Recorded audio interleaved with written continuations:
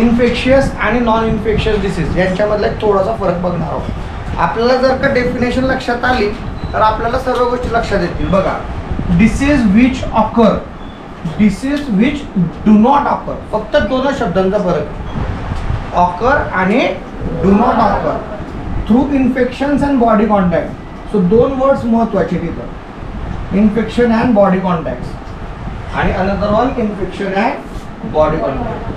पूर्ण डेफिनेशन आहे. जे इन्फेक्शन आणि बॉडी कॉन्टॅक्टमुळे रोग म्हणजे आजार, डिसीज पसरतात त्याला आपण सिद्धी म्हणतो इन्फेक्शियस डिसीज.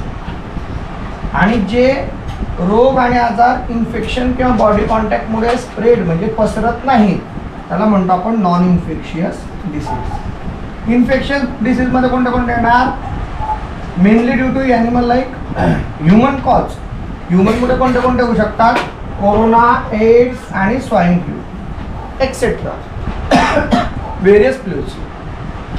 नंतर डेंग्यू, कुठलं मॉस्किटो आहे? ॲडिस एजिप्टी, त्याच्यामुळे डेंग्यू होतो. कुठं चावतो? पायाच्या खालच्या बाजूला, गुडघ्याच्या खालती.